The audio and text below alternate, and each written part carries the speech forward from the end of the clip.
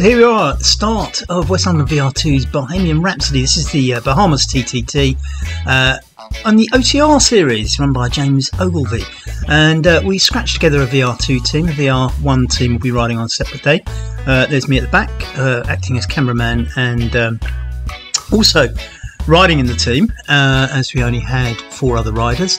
So making up the numbers a little bit today. You can see the course on the right hand side of the screen. You can see it sort of goes up and then curls round almost like a hook at the end on the right there, in the middle. Now there is, if you look at the profile at the bottom of your screen, a little brown mark about 3/5 of the way through. If you look just under the in between the words Rhapsody and 15, and you'll see it goes dark red and dark blue. That's because the red bit is a steep uphill and there's a downhill that's quite steep afterwards. So that's about 9% up there. Now that's where the team needs to sort of kind of get to the top as close together as they possibly can and regroup and then push on to the end. There are 2 other small humps, maybe 3 actually, where you can see it goes very slightly orange on that otherwise green profile. So it's largely flat course, it's around 25 kilometres long. Not a lot of climbing, but some little ramps. Now of course the ramps do have an effect when you're at full pelt, and if you drop off, it's very hard to get back on unless the team waits for you. Now this is where teams communicate and they see if the person on the front can catch up of their own accord, or whether they just need to sort of soft pedal, let them get on the back and then accelerate again. This is where all the teamwork comes together. So the team will always be in communication, making sure that everybody knows what everybody else is doing. So the lineup tonight, we've got Gautam Thakkar, who's from West London, Dave Morrison, that's me from West London, Eileen Davison up in Scotland, Sticks 1664 is actually Martin Brown. He's originally from Stoke-on-Trent, but is living in Plymouth these days, down in Devon. And finally Rafa Nunez, who's Ecuadorian, but lives down in Basingstoke in Hampshire these days, formerly from West London. That's how we know him. So as I say, this isn't a team that's put together so much for similar abilities. It was who's available on the night, which doesn't lessen it anymore, but we have to work together and we have to work around getting the 3rd rider over the line. Now this is a fairly flat course. We're just on the first descent here. You can see it's 3.6% just going up that hill. That's me on the front, pushing up that hill. Now I probably made the mistake of doing a little bit too much a little bit too early on, and I did go and ride this course just before we started. Again, probably pushing myself a little bit too much, which I did last week as well. So the lesson, the moral of the story is save something for the actual ride. Pushing away on the front here created this very small gap. Nothing to worry about. You can see Martin just pulling up behind me. So the gaps aren't particularly big and nothing to worry about, but nevertheless it's not that effective if you've got a gap, because what you're effectively doing is not giving the benefit of a draft to somebody just behind you. We're all back together again. We're over that little hump now. You can see it's very marginally orange just under the W, West London VR, on your screen. And so it's going to be reasonably flat to the next one, which is a very slight orange just under the word, under the letter V. VR, which stands for Virtual Racing. West London Virtual Racing is what I decided to call this in the early days. I'm not sure if that's the best description. I quite often call it e-racing these days as well, but then again with electric bikes that's a bit confusing too. So we're going to stick with VR anyway. That's where it comes from. Bohemian Rhapsody, obviously playing on the Queen tune of Bohemian Rhapsody. This course was in the Bahamas. I know the scenery looks a little bit more European, or slightly north of where the Bahamas are anyway. They're in the Atlantic Ocean, just north of the Caribbean. And it's quite interesting. The Caribbean is actually inside the Antilles Islands, and I was quite surprised to see a bottle of rum in a shop yesterday that said on the address Barbados Caribbean, and Barbados is not actually in the Caribbean, which I would have thought most Bayesians would have known, but there we are. Maybe that's for us in Europe who know no better. Anyway, back to the race. 2.9 kilometres in, we've still got 21 to go, so that's 10% off the race. Rafa just drifting off the back a little bit. I won't worry too much about him. He knows what he's doing. Those little drifts off the back, well under control. He'll pull it back time and time again. He can do that.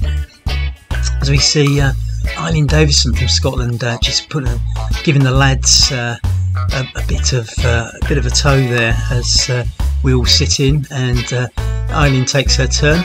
And of course, you know, one of the strategies that we do have in these is that as long as a strong 3 finish, it doesn't really matter if you burn yourself out early on. So I certainly would say that when I go into these, I don't expect to finish with the front 3, but I will do some turns on the front early on until such point as I get dropped. Now Rafa, who was drifting off the back a minute ago, now firmly on the front, and I'm just sitting behind him, pinging a little bit too far forward and just nudging in front, which I shouldn't really do. So I'll drift back as Martin and Eileen catch up. Gautam just coming into your screens now as we lock it together a little bit more tidy. Now, of course, the closer we are together, and the perfect line is not the easiest thing to do. So little bunches like this are good enough, certainly at the Team 2 level. We are communicating, taking turns on the front, telling each other when we're going to sort of like drift off and the next person comes on and somebody shouts saying I'll do a minute or whatever they'll do, and it varies. People, there's no point going on for a minute if you've only got half a minute in you. So, you know, people say I can do half a minute, I can do a minute, I can do 2 minutes, whatever. The stronger riders end up doing a lot more than the weaker ones amongst us, like me, and we do rely on the stronger riders to get everybody over the line. And remember, this is always about the third rider's time. So the fast rider, there's no point zooming off the front. What you need to do is make sure your third strongest rider is given a tow around and over the line at the best possible time they could do. And if the stronger riders are giving them the benefit of the draft, then in fact that's really what their job is, to get the third rider over the line at a faster time than the third rider would have done it on their own, and certainly in an ITT, an individual time trial. So with 4.5 kilometres to go, still just over 20 left. This is by these standards, I mean, it's reasonably long. I wouldn't say that 25 kilometres is a long way to ride a bike, but make your own judgment. Some riders certainly like longer rides. Talking to some of the riders in Wednesday night VR races, you know, some of them sort of say that actually the 16 kilometre courses that I run don't necessarily suit their style, but they cool, you know, kind of enjoy coming along racing anyway. The reason I always stuck with 16 miles, which is 16 kilometres, it's about 10 miles. And I figured that it was just about the right sort of time for an evening race, given that you'd probably go and do maybe the same distance again to warm up, and that would sort of fill your evening without you sort of going to bed too late. And of course there are different time zones around the world, so you've got to kind of pick a time when it works for as many people as possible, and you never please all the people all the time, of course. So anyway, that's why I went with that. So you know, there's certainly some riders on there who prefer a longer race because they will, yeah, it's a bit like the hare and the tortoise really, they will last that little bit longer than some of the others, and the guys who can do a short race at full power, it will favour them. So and I look at time trials, and it's very, whilst time trials aren't exclusively British, there is a strong British tradition in time trials. This was largely because road racing was effectively banned in the country for a long time, and time trials could be disguised in the sense that riders were all solo, so it didn't look like it was a race, and were held quasi illegally for many years, to the point where time trial courses in the UK they're still named off little codes, secret codes, that might sort of say something like H20/10 or something. H20 will roughly tell you where it is, and the 10 will tell you the distance, so it'll be a 10-mile one in that instance. And they're still known by these names, and it was all done in the past to keep it secret what was going on. So this time trialling legacy persists in the UK, and as I say, these sort of distances like 16k and whatever are what time trialists will tend to do. You know, 10 or sort of 25 mile time trials are probably what most people would do maybe on a Sunday morning, something like that, if they're into time trialling, and certainly in summer in the evenings. So these are the sort of distances that suit this sort of thing. Now at 6.15 kilometres, I have drifted off the back rather badly here, and it's a question of whether or not I can get back on. You can see the distance isn't immense, and it's probably closing a little bit here. I was certainly sort of going for it and I think they were aware that I was back. Now Rafa drops back for me very kindly here. He waits for me to catch up, so I'm doing 38 kph, which is obviously faster than him to get on the back. And as soon as I get there, he's obviously going a little bit slower, then let's accelerate. So I'm up to 39 kph, so he's given me an extra kilometre per hour there. Now the gap's widened a little bit while the others have gone off the front, but Rafa's now towing me back, and the energy I expended catching up, because effectively if you are catching up, it's like the equivalent of being on your own. And if you do get dropped and ride this solo, you'll quite often look and see that you're putting out more watts per kilogram than people who are still in the group, and the gap's widening. You're getting left behind because they're getting the benefit of the draft and you're not. So every time you're doing a catch up, you're burning matches, because it's the equivalent of a turn on the front, because to catch up you've got to be riding faster than the guy on the front. So here we are doing 38 kph, we get back on. They've slowed down a little bit to wait for us, but neatly gets the 5 back together. Now Rafa is probably a stronger rider than me these days, and has nevertheless burnt a bit of a match. I certainly burnt a match in the catch up there, but wasn't at this stage feeling too bothered about it. I felt, as long as I sat in for a little bit here, just kind of got my legs some breath back, I would be fine. I wasn't too worried at this stage. Rafa's certainly not worried. He'll drift off the back and drift on again. He's quite comfortable with this sort of pace. He could probably go a bit faster, but as I say, we're working for a third rider finish here, whoever that may be. So I'm back in. Eileen's putting another turn on the front, and it's probably coming up to my turn to do some work on the front, and we're now up to 41, 42, nearly 43, just over 43 kph there. So the speed's gone up again. Now we're all back as a group, and everybody benefiting from the draft, but while the person on the front currently Gautam Thakkar. Now Gautam and I have probably been a little bit lazy in our cycling over the recent weeks. I think Gautam's sort of getting back there. We did London, Edinburgh, London, which is a 1,550 kilometre ride to Edinburgh and back from London.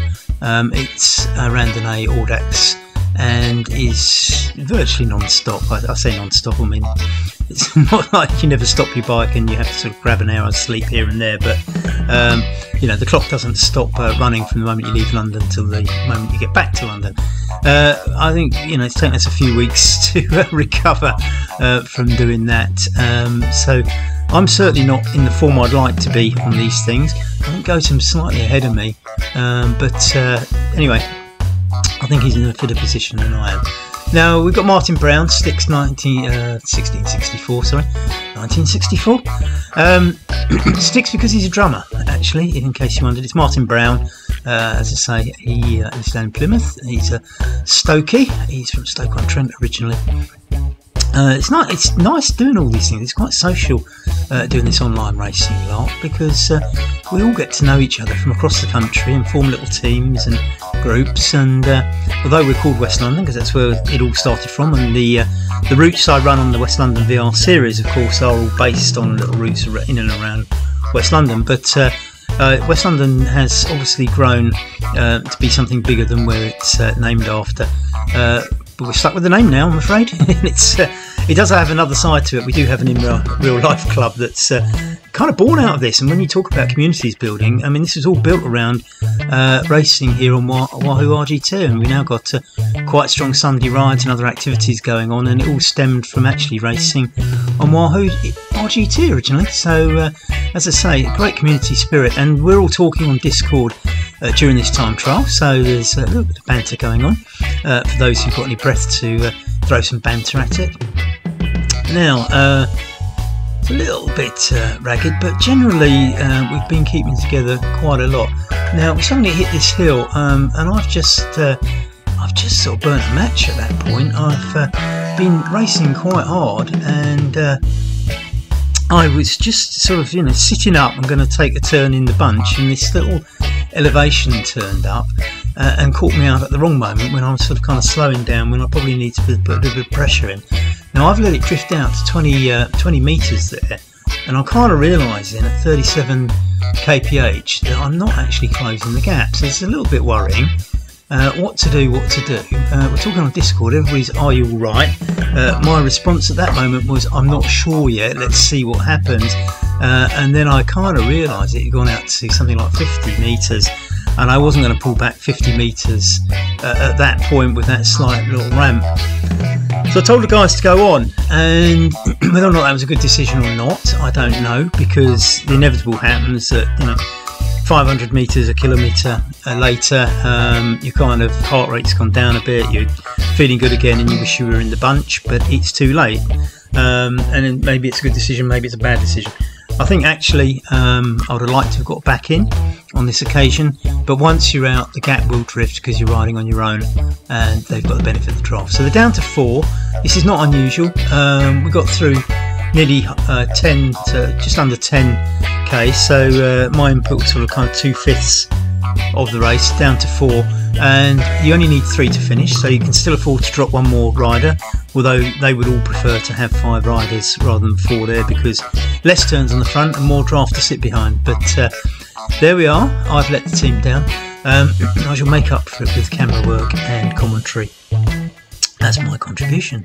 See, Rafa, he does like to sit off the back a little bit. He must lose a bit of draft there. I wonder, must have a chat with him and ask him how he kind of worries about that. You will get a little bit of draft effect, I think, at the gap he's got there, but it's not close and tight as it could be. Nevertheless, over the 10 kilometre mark, and you can see they're getting ever closer, about 2/3 of the way to that little brown bump at the bottom of your screen. If you see the green streak across the bottom, that's the profile. You can see the brown and the blue. The brown is sort of that orangey brown red colour. It's a steep inclination. It goes up to about 9%. The 9% bit is quite short. It rises a little bit before that, and as I say, if you look at the map on the right hand side of your screen, just under the speeds there, you can see that it curls around like a hook, and it's where it goes that first sharp left, and there's a little twisty bit if you look closely. That's where the hill is. Once they're over that, without saying it's completely flat all the way to the end, that's the big hurdle. It's how well they get over as a team going up that. Now, the other thing to remember is when you go up one of these hills, you might get to the top when you're all in fine fettle all together and feeling right, great, we've kept everybody together, let's race to the line. Some people will be hurting more from that hill and will want a little bit more recovery time than others, so you need to communicate and decide who's going to go on the front after the hill. Now you might say, well, okay, it's downhill, so what does it matter? You still want to keep together though, and this is the thing, you can either regroup at the top or maybe regroup at the bottom, but somewhere along the line you've got to regroup, and some people are going to get onto that group still feeling that hill, and some people are going to feel a little bit fresher, so you've got to discuss who's going to take up the next section, and whether they're going to stay on there for long or they need short turns or whatever.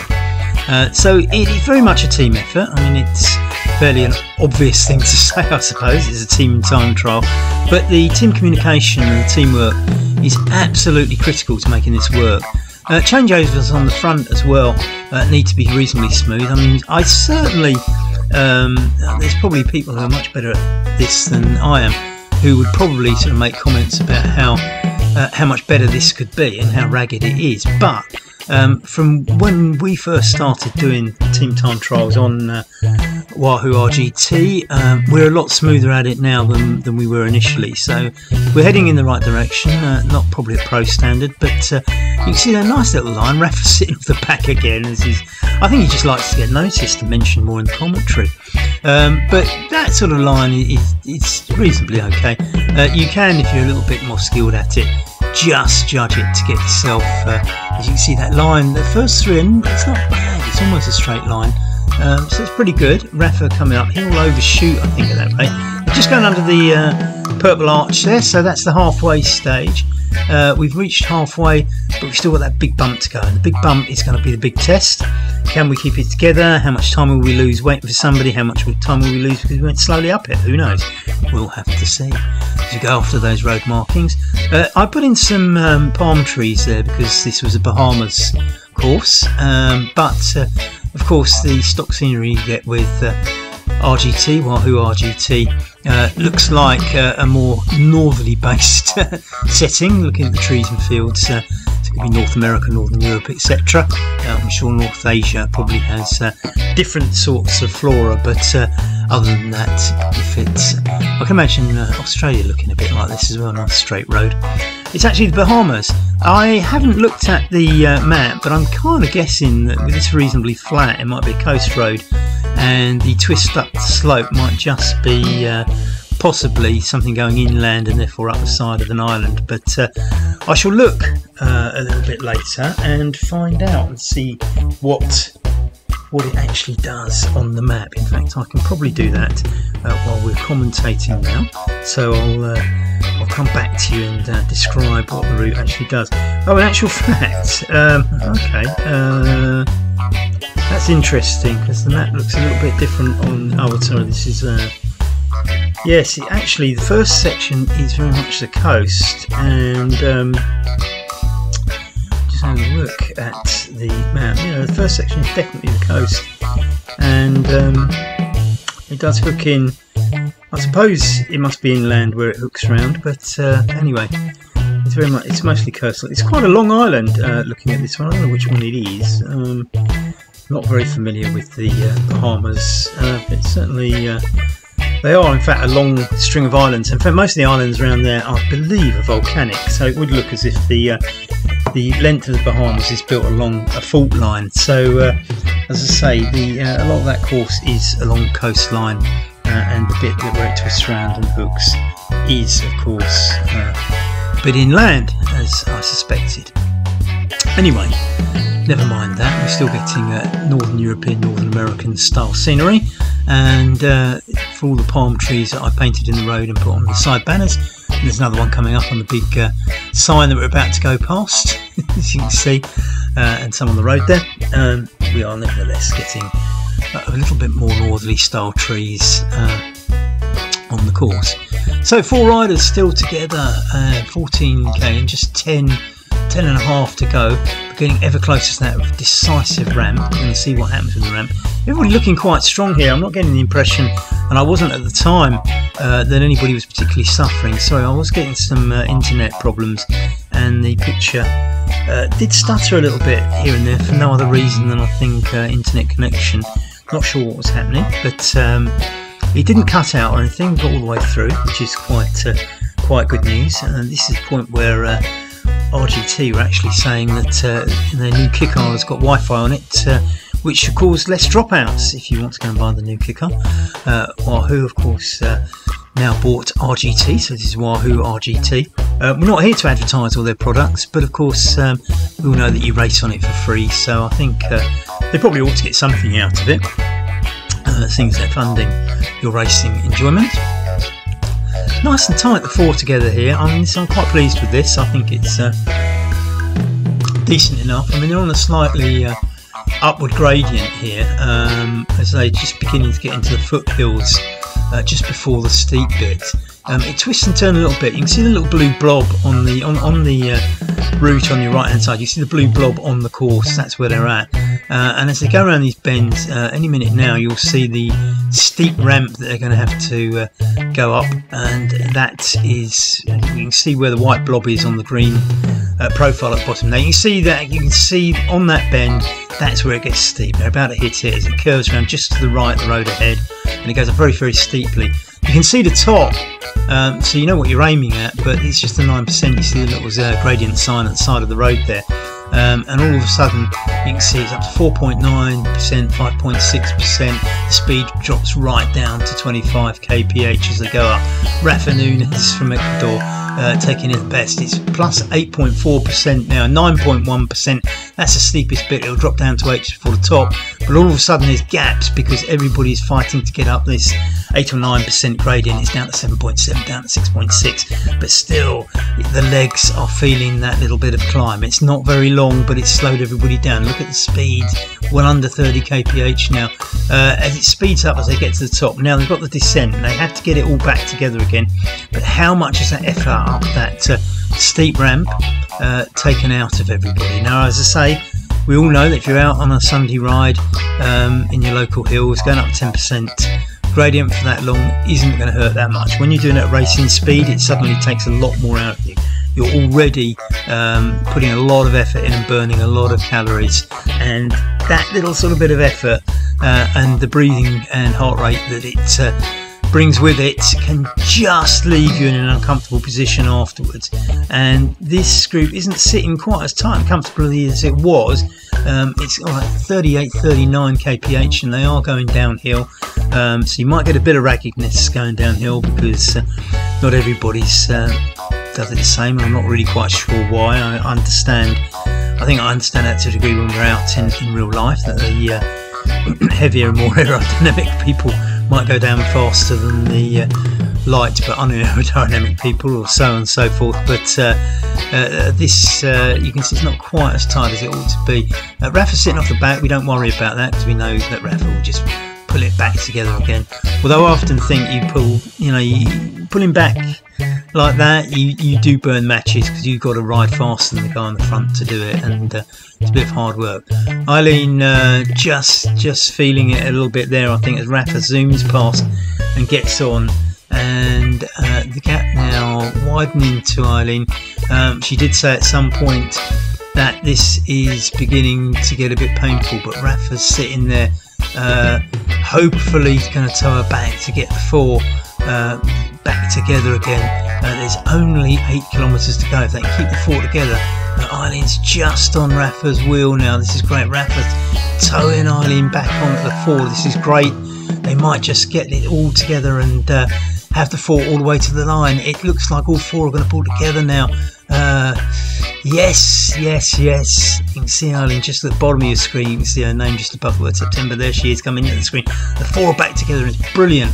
7.72 kilometres to go, and we've got all four riders. The effects of the race so far and that hill are probably different for everybody, and I must admit we don't always scream out that our thighs are hurting or whatever, but we just know that everybody else's are as well.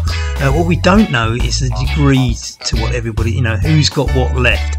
At this point Martin Brown was very clear that he could do turns on the front, and Martin really was the team leader for this race. He was the man putting in the most effort. Gautam was splendid as well. Rafa, he's cool as you like. He's just this kind of cool I say South American, but Ecuador obviously is not. Ecuador's in the middle of the world, I suppose. It's the equator, isn't it? But the South American, they're just sort of like saying, wow, I can, I'll do a little bit. I'll do a little bit here and there. He's cool as you like. And there's Rafa. He sits off the back as if he's struggling, then says, right, I'll go on the front. And look at him, just flies out there, 37 kph, comfortably, turn everybody along. And the legs are beginning to hurt by now.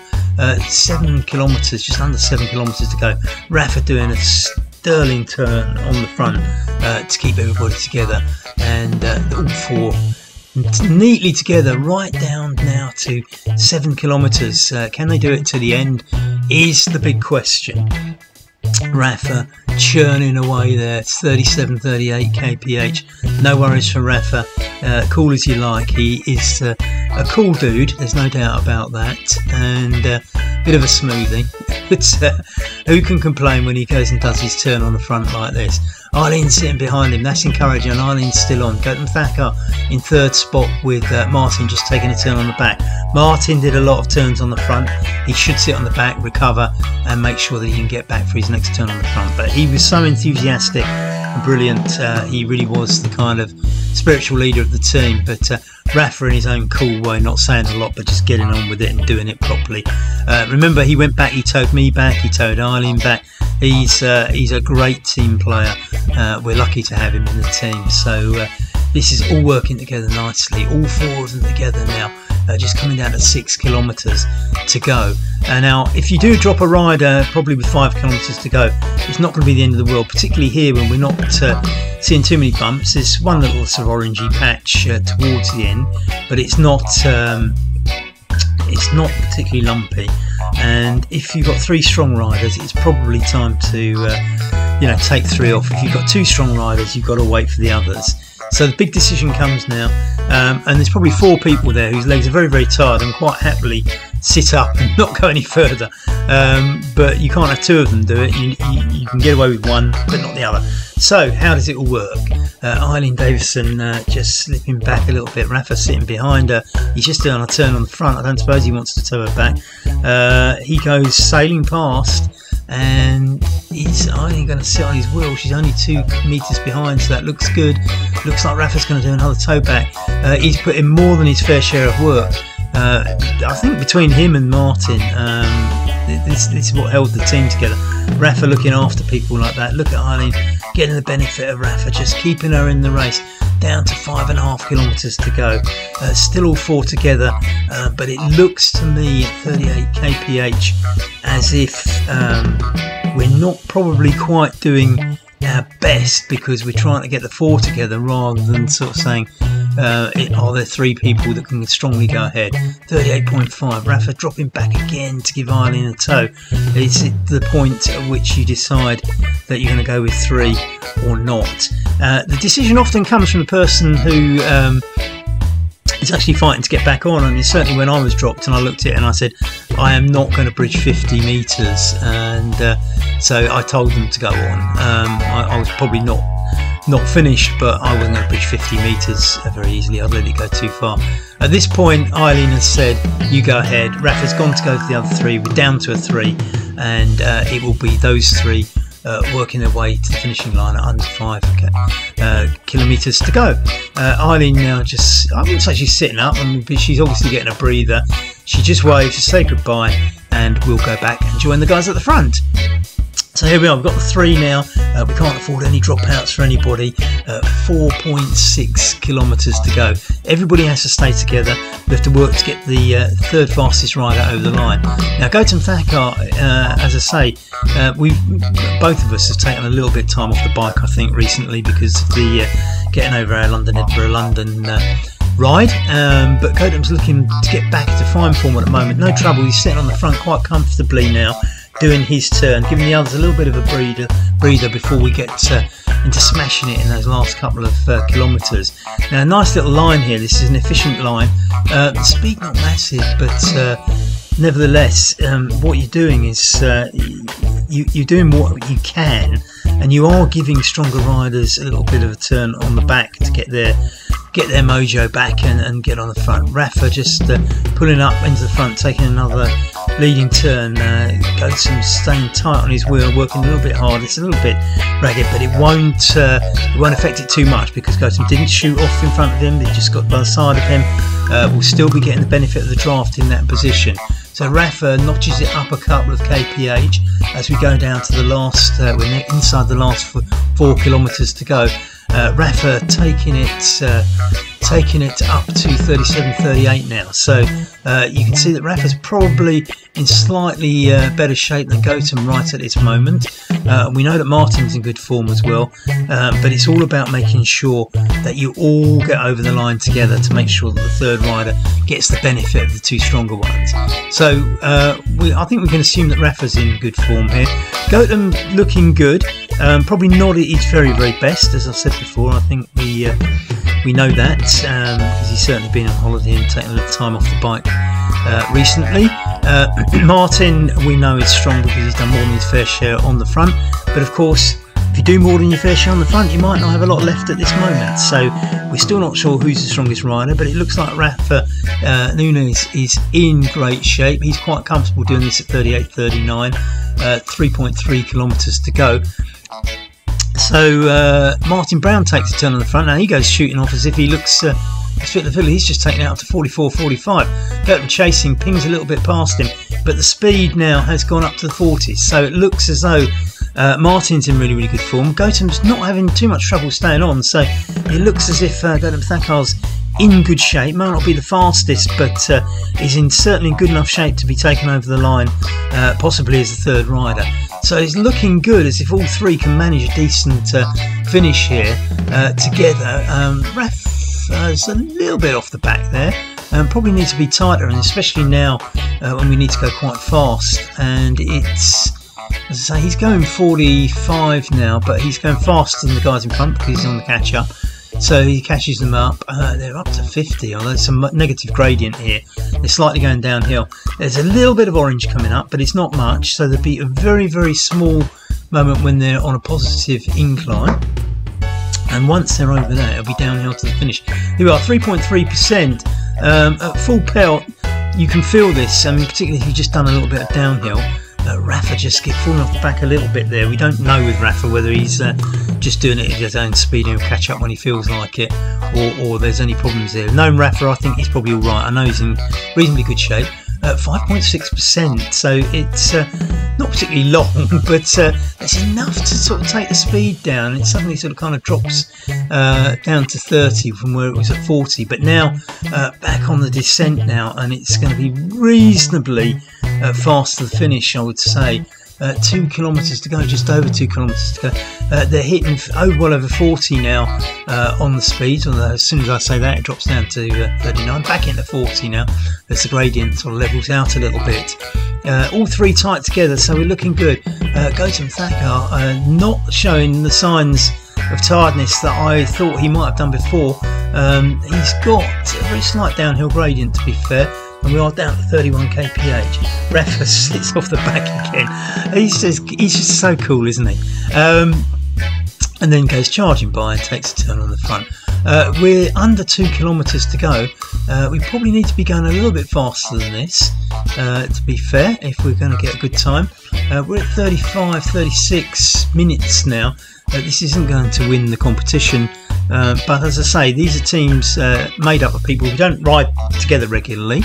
We'd like to think that our first team are a little bit more polished because they ride in the same familiar groups more often than the VR2 team, which is made up of people available. We like to have a big pool of people. If you're interested in joining West London VR, we're always happy to take on new people, and if we get lots, we'll make a third team. It's just like that. That's what we can do. But this is great. I mean, you really learn how to do these in VR2 team, and when VR1 a bit short, the good ones out of here, and certainly Martin Brown will ride with VR1 on several occasions.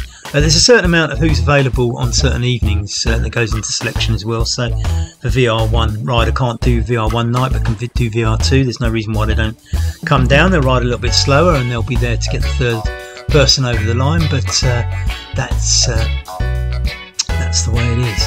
So 1 kilometre to go as they go under the Flamme Rouge, and still all tightly together, 37 kph, which is reasonable. I think it's been a longish ride by comparison to what these evening sessions are like. As I say, it's not long for any cyclist, but it's kind of long in terms of what we normally do for our midweek rides online. And certainly I say online, I emphasise online. We'd certainly ride further than this if we were out on the real roads. A little bit of a stutter as the internet plays up. Must be those trees blocking the signal. That's what it must be.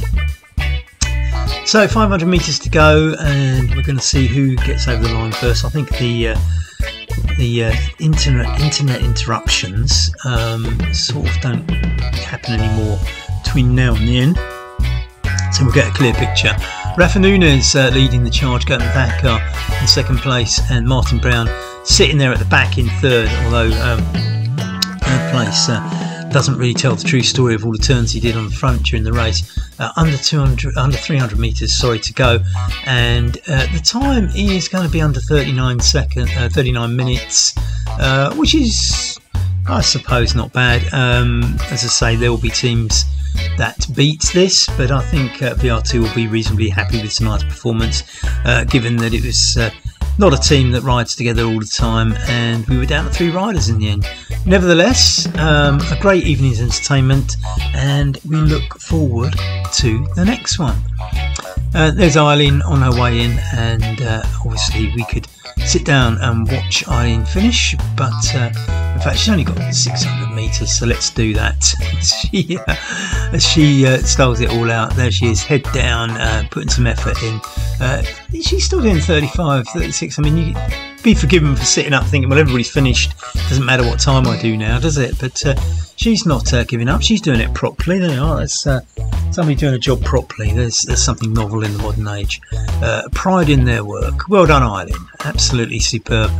She's a lovely lady as well, so charming. I've never met her in real life, but we obviously chat on Discord when we're doing these races, and she is a pleasure to race with. There's no doubt about that. She's great to have on the team, and we're very pleased that she's there. And she certainly put a few stints on the front today, didn't she? Very well done indeed.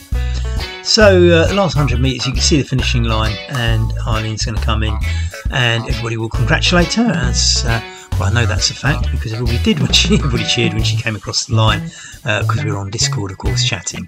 Well done, Eileen, and I don't think we need to really see my travails at the back because I'm quite a way back. As you can see there, but I did complete the race and go to the finish just so I could see all the sights in the Bahamas. Absolutely fantastic stuff. Thanks for watching. We do this every week with 2 teams, and we have our VR races fortnightly for everybody to enter. These are road races on WLVR RGT, and if you want to race with us, just get in touch via the website www.westlondoncycling.com. We welcome new riders, and thanks James Ogilvie and everybody at OTR for putting this series together. See you next time.